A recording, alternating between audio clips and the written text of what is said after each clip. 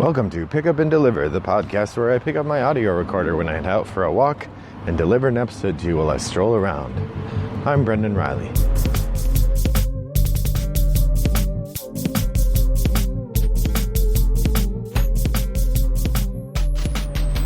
Well, greetings listeners. It is a lovely July 24th, and I'm taking a stroll in suburban Chicago today. The sun is out and the weather is quite temperate, and shorts and a t-shirt make for a pleasant strolling environment. I had to wait a block before I started recording because the construction site across from my house is quite robust, and I didn't think that I would be able to make a recording that was at all listenable given the amount of noise that was in the ambient atmosphere. Well, the summer is trucking along nicely. We're already near the end of July, about a week out from Gen Con at this point. Yikes. I had an interesting post pop up on the Pick Up and Deliver Guild, and I thought it would make for a good episode of the board game Sommelier. I haven't done this in a while, but the idea of it is that I take a subject and I offer for you an interesting pairing of games. Consider this a combination of the Q&A episodes I do occasionally, where someone will post a question for me to consider and I'll answer it here on the podcast. So this is sort of both of those at once. Regular user Douglas, guild member Douglas writes, "My nephew is getting married this weekend. The couple is in their early 20s, some gaming, enjoy Catan. What would be a great collection of games to give the couple included in their wedding gift?" I think that's a great idea, Doug. If you enjoy gaming and you think they would, they already have the bug a little bit, it's great to give them a few things to do as a couple. I think one of the challenges young people have when they transition to being a married couple is figuring out what to do with each other all the time. And then as you grow into your friendship and your marriage over time, I'm 18 years married myself, you come to discover new ways to interact and grow together. So I think this is a good topic to explore. We already had a couple of guild members weigh in, so I'm going to read their responses first. These are heavily edited. You can go read the full character and quality of the writing, which is far better than the simplified list I've included here. But user Chris Graves suggests that for 2 players, he would suggest Lost Cities, Seven Wonders Duel, and Codenames Duet. Excellent choices. Though I haven't played Seven Wonders Duel myself, it's gotten such good reviews, and I like the original Seven Wonders. I've no doubt it's great. For multiplayer, he suggests Century, Spice Road, Pandemic, and Mysterium. I have to admit, one of the challenges in creating this episode is that our smart and talented and, I'm sure, good-looking users in the Pick Up and Deliver Guild have already answered the question quite robustly. Those are all excellent choices, and those games together would make a great wedding gift, I think. But then on top of it, Jason Keglovitz adds to the discussion with a theme-shaped set of games. And so instead of trying to create the seeds of a game library, Jason aims for kind of wedding theme games. He acknowledges his selections might be a bit, quote, on the nose, end quote. But he says thematic wedding collection could be Love Letter, Welcome to, Codenames Duet, Fairy Tale, and Not Alone. I was particularly amused by Not Alone as a choice because thematically Not Alone is nothing about weddings or love or couples or anything like that. But the title, of course, fits the theme pretty well. I think those are all excellent choices as well. Welcome to, I have had mixed results teaching. Some people like it, some people really don't. But I think it's an interesting game, and again, it ties to this idea of like moving in together and becoming a married couple.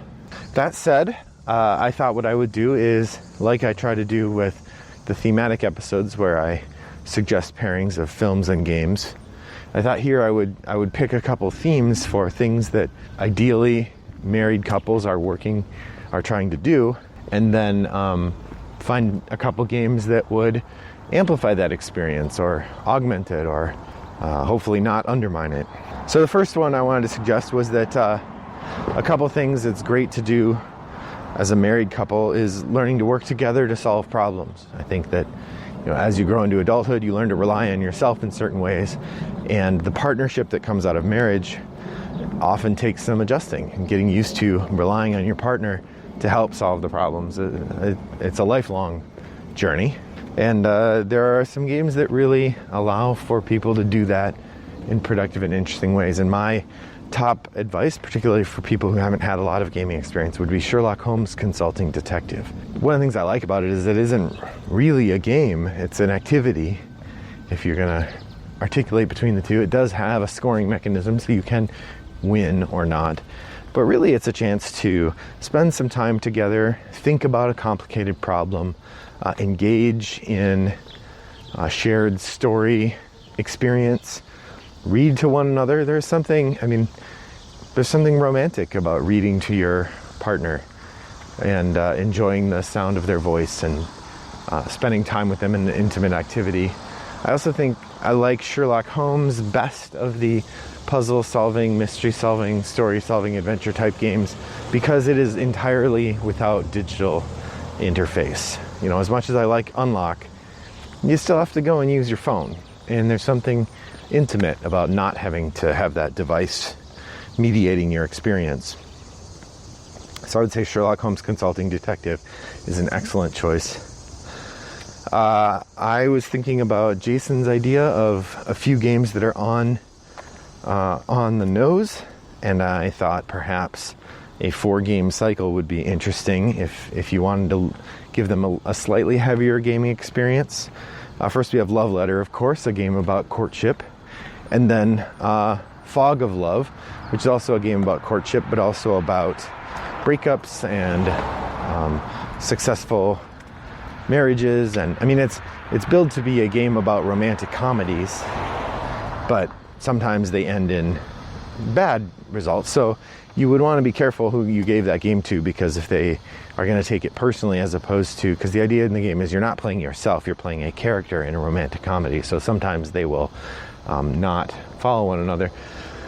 But the game involves storytelling and conversation about relationships in ways that I think would provide interesting connections between people. I haven't gotten to play it myself yet, but actually a friend just loaned it to me, so I'll be trying that in the coming months or so. The next game I wanted to suggest is a game called Pursuit of Happiness. This is another one I haven't tried, but I've always thought sounded fun. Pursuit of Happiness is the best description I've heard of it is the game of life for gamers.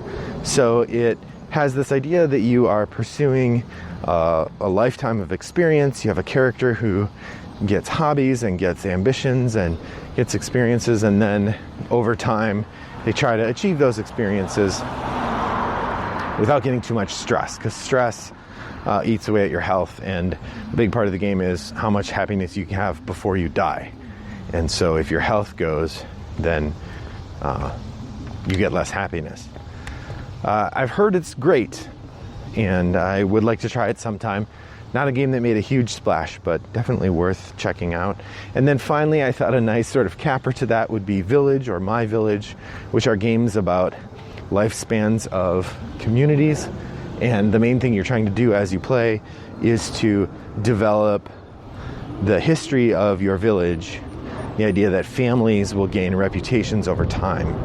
You know, another option, if your potential gift recipients are really robust gamers, like people who love a hard, deep 2+, 3+ hour game experience, would be there's a new game that I've playtested a number of times now from a guy named Kevin Brooks, who's a local game designer, coming out this fall on Kickstarter, called Legacies, and it's about you having a family and how does your family establish its legacy over a couple hundred years. So that would be an interesting one to keep an eye on. So that's my on the nose sequence: Love Letter, Fog of Love, Pursuit of Happiness, and then Village or My Village. I haven't played Village. My Village is the kind of card driven version of it, where you each build your own village.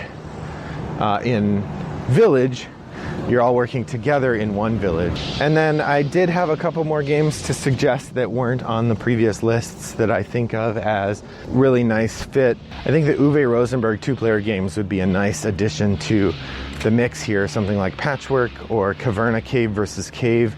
These are games that make for excellent interaction between two people. In particular, Patchwork is a lovely game that avoids a lot of the trappings of, say, fantasy stuff like Caverna or Agricola, Creatures Big and Small. I mean, if you're not interested in those themes, I think Patchwork is a excellent two-player game that works really well. And then the other one, the three games that I think are, for me, collection essentials, things you should have in your collection, or have another game that fits that niche really well. First off, I think Ticket to Ride is a great game. I know a lot of people, depending when you got in the hobby or how you got into it, maybe Ticket to Ride got played out for you a bit. It certainly got a ton of playtime early in our gaming career, to the point that it probably doesn't get much play anymore. But it's still great. We played it the other day. We had a lot of fun. So I would say having Ticket to Ride in your library is a great way to be able to introduce people to things. Happy Salmon is an excellent little game that it fits a niche that almost no other game does. It's really fun to play. It only takes 3 minutes to play. It's easy to teach. It's silly. Kids like it. So if you're visiting people who have kids or when you have your own, Happy Salmon is a great option there. And then finally, Azul. Azul is a bit more gamery, but has a lot of meat to it and becomes one of those games that goes through cycles. When you first play it, you're just trying to figure out how to get stuff on your board, and you maybe accidentally start blocking other people, but it's generally sort of I really need this tile. Oh, I'm sorry, I didn't realize it was going to mess you up, to the point where you start to keep an eye on the other players' boards and then start to moderate your play based on what they might need, and the game quickly accelerates into a really interesting mesh of nuances, and I think it works really well. Now, I haven't tried the sequel to Azul, but I found that regular Azul is pretty teachable as a game. The other one that I think fits that market really well is Sagrada, and obviously I've talked about Sagrada a lot on this podcast, and it is a game I really enjoy as well. So either Sagrada or Azul would fit in that niche from my perspective. And I labeled those three, Azul, Ticket to Ride, and Happy Salmon, as games for when people come over. So for the rest of you listeners, I'm curious, how would you answer Douglas's question? What games would you suggest he give to his nephew as part of the package of their wedding stuff? Particularly if they like Catan, so they're open to gaming and they enjoy gaming, but maybe they haven't fallen off the deep end like I have and like many of you listeners have.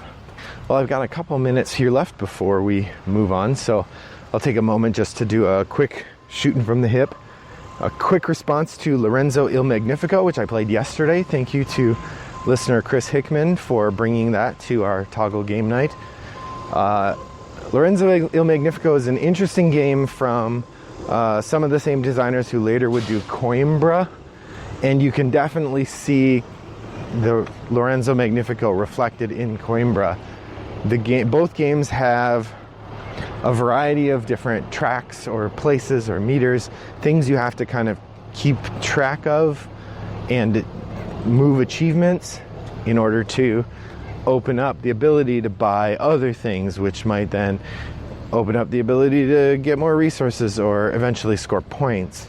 So it's one of those games where you're kind of keeping a lot of plates spinning and trying to figure out how to maximize the use of your resources. You know, a couple early thoughts. I like it. I don't like it as much as Coimbra on a first play. There's different things going on, but I don't know for me that it's different enough that I would need to pursue either. That I would need to pursue this over Coimbra, and I think I like Coimbra better. For me, this would definitely fall into the category of if someone had it and they said, hey, let's play it, I definitely would play it again. But I don't think I liked it enough to put it on my I should have that in my collection list. It also goes, again, to the fact, as something I've expressed a number of times here, I don't have in my gaming circle at home people who are going to play this game with me. That a game like this I'm going to get to play at my game groups at Toggle, probably as often as not with Chris Hickman, so why would I buy a copy when he's got it? That's kind of my initial thought regarding my need to have the game. The nuance between the different kinds of actions is really interesting, and I think Lorenzo Il Magnifico really strongly triggers the worker placement blockout experience, which is such a big part of when people talk about worker placement games and what they think makes a worker placement game strong. If you play Agricola, the thing that makes that game strong is the idea that you have to think about turn order. You have to think about which action are you going to get, and how am I going to get that action ahead of somebody else, and so on. Lorenzo Il Magnifico definitely has that element, this element that choosing when you're going to take a play is really strong. Now, they did solve the problem of getting blocked out of a space by allowing you to pay extra to go there again, or pay extra to take a space that someone else has taken, kind of. But it's brutal because the resources are so tight that if you have to do that very often, you're really going to get stuck. Of course, there's a lot going on, and I think it definitely would benefit from more plays. So like I said, I'll happily play it again if I encounter it, people setting it up at the table. But probably not a game I'm going to chase down. It does tell me to keep an eye on these designers, though, because I do like this kind of game. My guess is I'll probably mostly end up playing this kind of game with Chris. So that works for me too. Well, I'm going to sign off now because I'm now walking by machines and it's getting pretty noisy. This is actually my second take on the closing, because the first take I was right next to something and I suspect you couldn't hear me at all. So thanks for joining me on my walk today.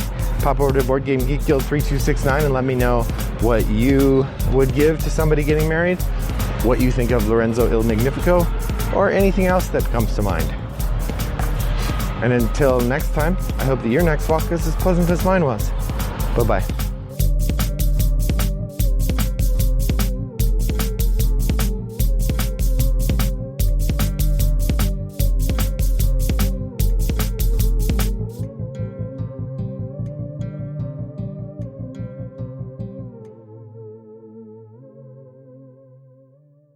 Brought to you by Rattlebox Games.